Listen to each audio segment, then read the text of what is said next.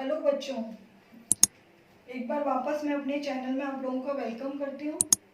और 10th class का जो टॉपिक है केमिकल रिएक्शन एंड इक्वेशन, उसमें ही आपके लिए दो स्पेसिफिक इक्वेशन हैं, या हम ये कह सकते हैं स्पेसिफिक केमिकल रिएक्शंस हैं जो बहुत अर्ली एनसीईआरटी की बुक के अंदर आपके लिए डीपली होती है, लेकिन एग्जामिनर उन्हें बहुत ज़्यादा पूछता है। ठीक है ना।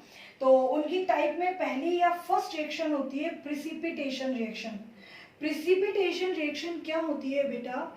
It is a reaction in which solubles ion in separate solutions are mixed together to form an insoluble compound that settled out of solution as a solid.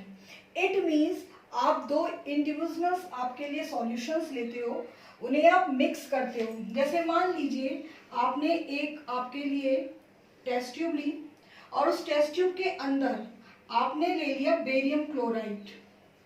ठीक है,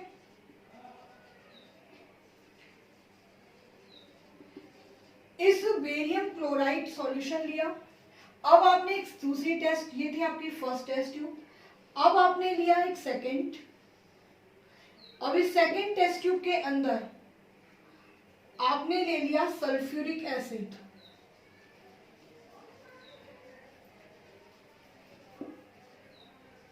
ठीक है, अब आपने ये दोनों आपके लिए सेपरेट सॉल्यूशन थे। अब आपने क्या करा, एक थर्ड टेस्ट ट्यूब ली। इस थर्ड टेस्ट ट्यूब के अंदर आपने इन दोनों को मिक्स कर दिया। ठीक है, इधर से फर्स्ट वाली डाली, इधर से सेकेंड वाली डाली।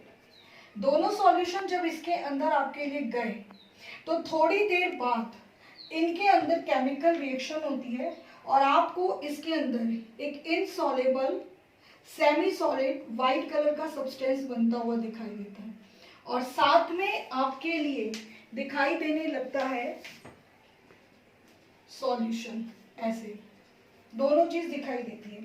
अब जो इनसॉल्युबल सेमी सॉलिड सब्सटेंस बनता है वो किसका होता है? वो होता है बेरियम सल्फेट।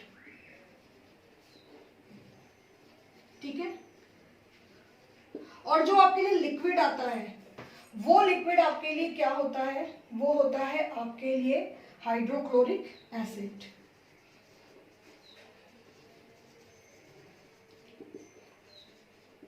ठीक है, ये आपके लिए तैयार हुआ। यानी कि आपके लिए दो सेपरेट सॉल्यूशन को मैंने मिक्स करा, बट वो दोनों आपस में पूरी तरह से मिक्स नहीं हुए, complete they are not mix together, not form soluble solution, and they form to the special compound. This is related to the precipitate. So this reaction is belong to the precipitate chemical reaction. अब आपके लिए बेटा इसी तरह से अगर मैं इसको लिखना चाहूंगी आपके लिए केमिकल रिएक्शन की फॉर्म में, तो मैं कैसे लिखूंगी? मैंने लिया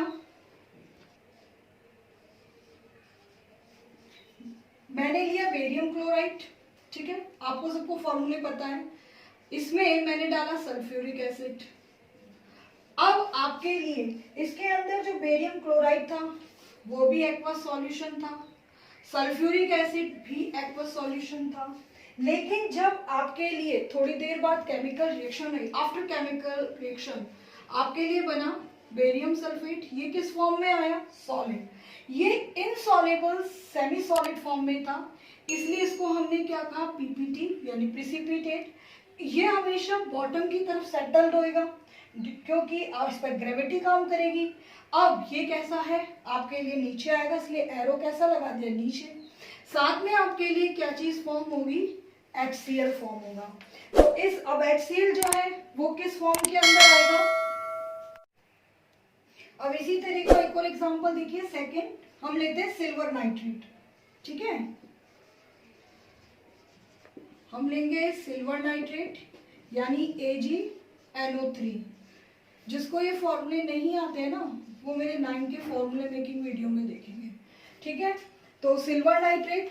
अब इस सिल्वर नाइट्रेट के अंदर हम लोग, ये अपना एक सेपरेट है आपके लिए सॉल्यूशन। अब इसके अंदर हम कौन सी चीज ऐड करेंगे? हम करेंगे इसके अंदर आपके लिए सोडियम क्लोराइड। ठीक है,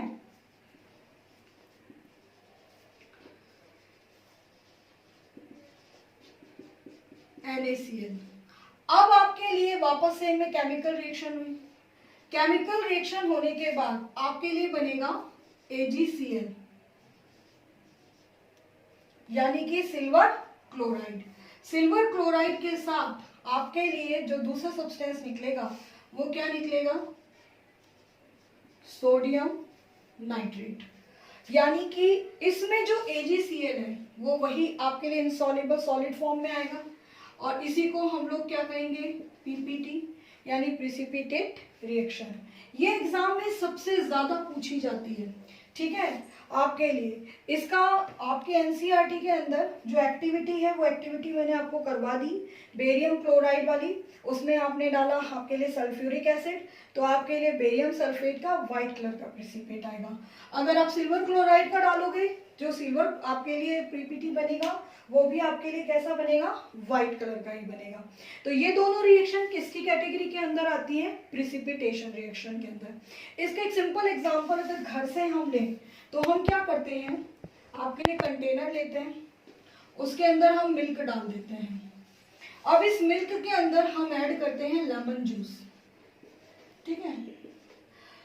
अब आपको पता है 9th के अकॉर्डिंग मिल्क एक कोलाइडल सॉल्यूशन है, तो इसके अंदर आपके लिए फैट भी है और आपके लिए इसमें वाटर भी है। लेमन जूस वाटर में तो सॉल्युबल है पर फैट में इनसॉल्युबल है। तो आपके लिए जैसे ही मैं रिएक्शन करूंगी तो आपके लिए थोड़ी देर बाद ये दोनों मिक्स होंगे और मिक्स होके आपके लिए व्हाइट कलर का एक सेमी सॉलिड थिंग बनती है, जिसको आप खाते हो पनीर की सब्जी के फॉर्म में। तो P फॉर पनीर और P फॉर प्रिसिपिटेट रिएक्शन। अब दूसरी रिएक्शन आ रही है न्यूट्रलाइजेशन रिएक्शन। सेकेंड टाइप है बेटा न्यूट्रलाइजेशन रिएक्शन। ये आपके सेकेंड चैप्टर में बहुत काम आएगी। इस रिएक्शन में एक्चुअल होता क्या है, ये रिएक्शन बिलोंग करती है सॉल्ट फॉर्मेशन से।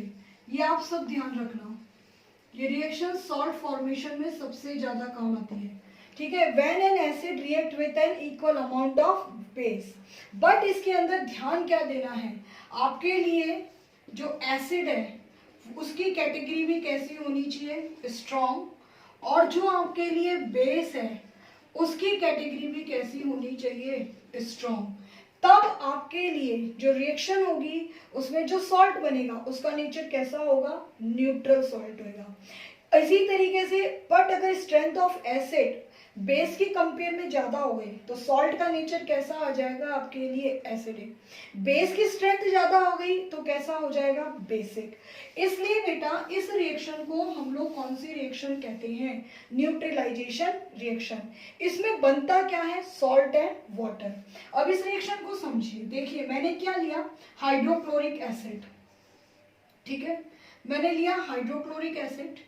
अब इस हाइड्रोक्लोरिक एसिड में मैंने डाल दिया सोडियम हाइड्रोक्साइड। अब आपके लिए क्या बनेगा, आपके लिए बनेगा सोडियम क्लोराइड यानी कॉमन सॉल्ट, और साथ में आपके लिए क्या निकलेगा, वाटर। अब इसमें देखो HCl एक आपके लिए स्ट्रॉन्ग एसिड, इसको आप बिल्कुल आप टच नहीं कर सकते। इसी तरह सोडियम हाइड्रोक्साइड एक स्ट्रॉन्ग बेस, बट जिसका सॉल्ट कैसा बना, न्यूट्रल कॉमन सॉल्ट, जिसे आप हमेशा खाने के काम में लेते हो, ठीक है। इसी तरीके से मैं सेकंड देखती हूँ, आपने लिया सल्फ्यूरिक एसिड, ठीक है, और इस सल्फ्यूरिक एसिड के अंदर आपने डाल दिया पोटेशियम हाइड्रोक्साइड। अब ये हो गया स्ट्रॉन्ग एसिड, ये हो गया स्ट्रॉन्ग बेस। अब आपके लिए जो सॉल्ट बनेगा वो क्या बनेगा, पोटेशियम सल्फेट। ये कैसा होगा, न्यूट्रल सॉल्ट। और क्या फॉर्म होगा आपके साथ में, आपके साथ में फॉर्म होगा वाटर। तो इस तरीके से आपके लिए बहुत सारे रिएक्शन बनती है।